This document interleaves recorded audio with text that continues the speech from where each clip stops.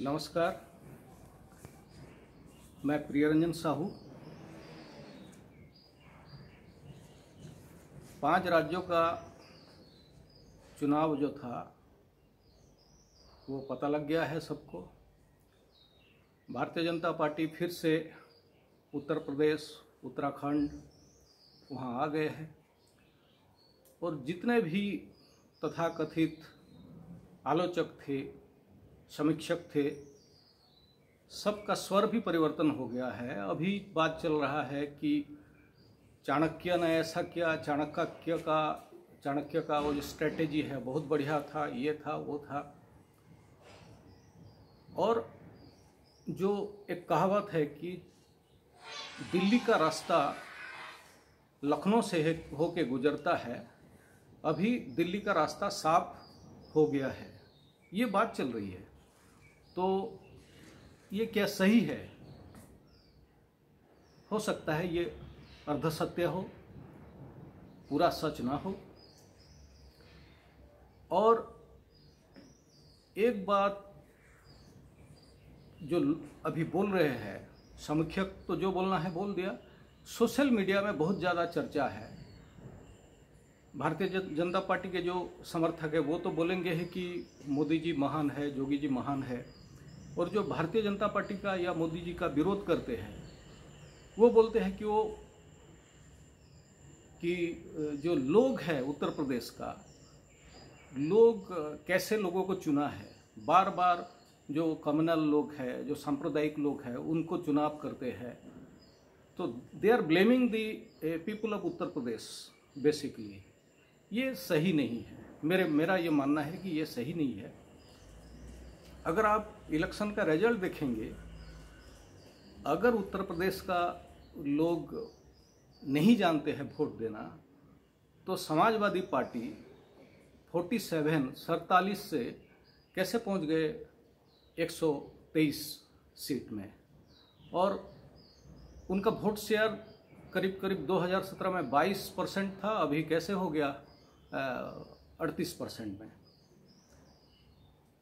और ये सब के बावजूद कि बीजेपी का जो राजनीतिक खेल होता है, बीजेपी भारतीय जनता पार्टी का जो इलेक्शन स्ट्रेटेजी आप जिसको बोलते हो, उस स्ट्रेटेजी में साम दाम दंड भेद सब जाहिर है उसमें। और मायावती जी का जो रोल रहा टोटल इलेक्शन में, आप देखे होंगे। कल मायावती जी का एक बयान आया था कि जो दलित वोटर्स और ओबीसी वोटर्स वो सब भी भाजपा को दिया, इसलिए दिया कि वो नहीं चाहते थे कि एसपी का गुंडा राज ना आए। तो ये कहना ही उनका वो किस तरफ है मायावती जी, वो पता चल जाता है।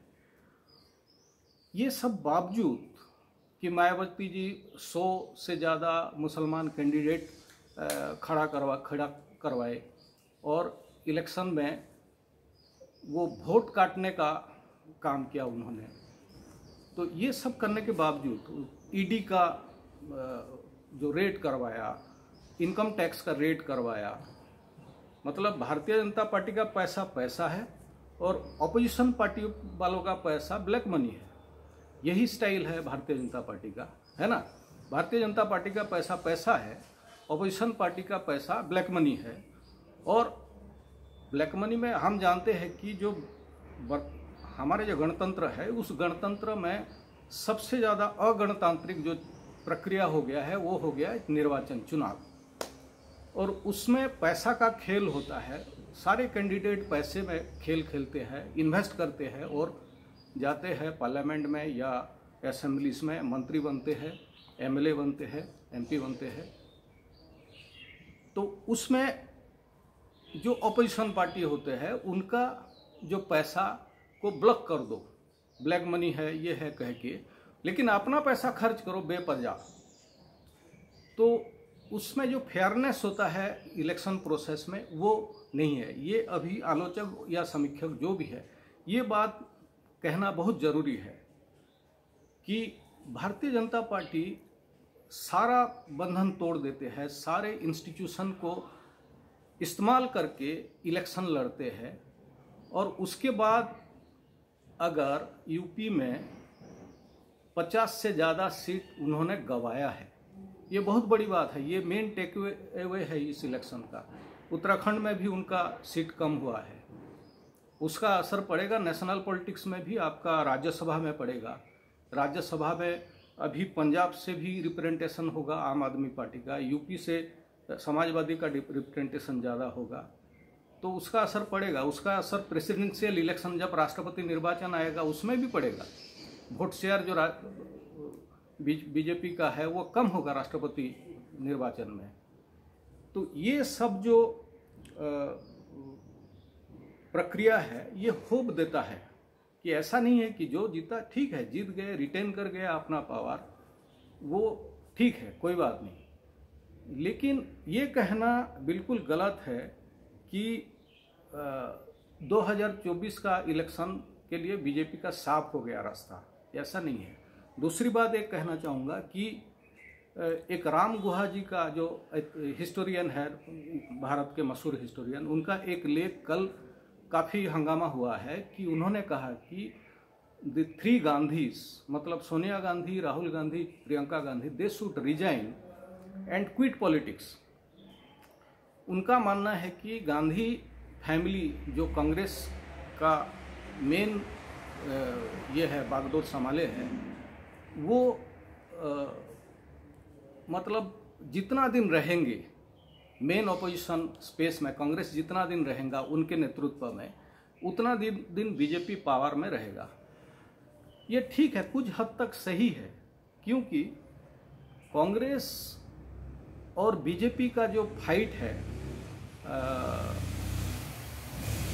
1-to-1 फाइट है, मोर देन 300 सीट्स है और भारत के।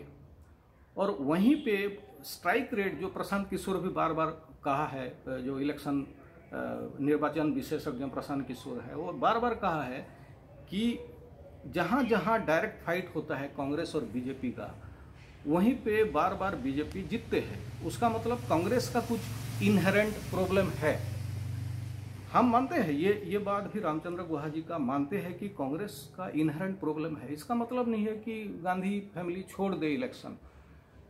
ये कहना चाहिए कि मैं कहूँगा कि जो कांग्रेस है वो राहुल गांधी के नेतृत्व में हो या किसी और के नेतृत्व में हो, जहां अपना कोर एरिया है, छत्तीसगढ़ हो, राजस्थान, मध्य प्रदेश, जहां डायरेक्ट फाइट है, इवन कर्नाटक, जहां जेडीएस धीरे धीरे डाउन होते जा रहा है, तो वहां ज़्यादा फोकस करना चाहिए।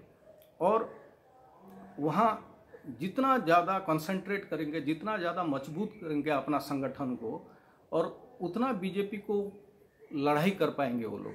और जितना कांग्रेस का गेन होगा, अभी 2000 मान लीजिए कि 2014 में उनका स्ट्राइक रेट 100 सीट लड़ा, तो 4 सीट इस एरिया में, जो कोर एरिया बोल रहे हैं हम, और 2019 में वो 2014 में 6 सीट था और 2019 में 4 seat according to Prashant Kishor. तो वहाँ सपोज मान लीजिए कि कांग्रेस 300 सीट से 80 सीट भी जीत लिया, तो वो डायरेक्टली 80 सीट माइनस है बीजेपी के लिए, और 80 सीट माइनस हो गया आज का 303 से, तो बीजेपी तो माइनॉरिटी में आ जाएगा।